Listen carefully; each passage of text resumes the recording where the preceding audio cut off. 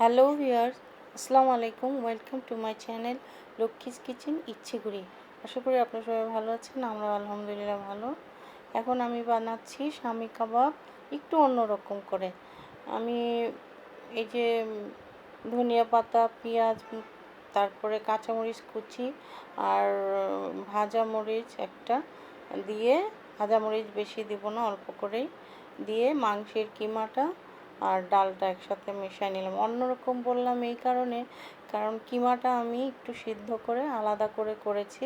তার সাথে দিয়েছি আদা আর গোলমরিচ আর একটু হলুদ আর হলুদের গুঁড়া, মরিচের গুঁড়া আর ধনিয়ার গুঁড়া, জিরার গুঁড়া দিয়ে কিমা করে নিয়েছি। আর ডালটা সারা রাত ভিজিয়ে তারপরে একটু হলুদ মরিচের অল্প অল্প করে সামান্য করে দিয়ে কিমা করে নিয়েছি।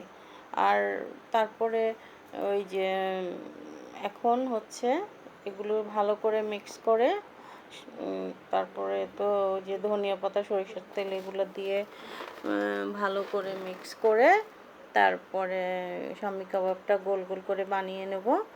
বানিয়ে তারপরে আজকে আমরা সবগুলো খাবো না, শুধু টেস্টের জন্য 4টা ভাজবো আর বাকিগুলো ফ্রোজেন করে রেখে দেব।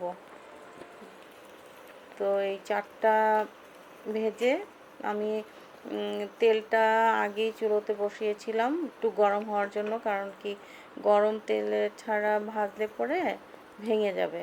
তেলটা যদি পরিমাণ মতো গরম হয়ে থাকে তাহলে একটু উল্টোবার সময় আর ভাঙবে না।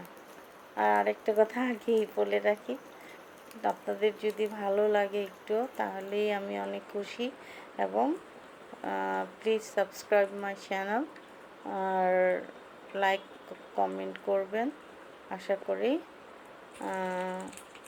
এই তো ভেজে নিচ্ছি, ভেজে তারপরে পরিবেশন করব। আর ফ্রোজেন যেগুলো করব সেগুলো একটু ব্রেড ক্রাম্ব দিয়ে উল্টে পাল্টে নিয়ে রেখে দেব। এই তো পরিবেশন করলাম, আর খেতে মাশাআল্লাহ ভালোই হয়েছিল। এই যে ফ্রোজেন করে রেখেছি, এগুলো ফ্রি ডিপে রেখে দেব।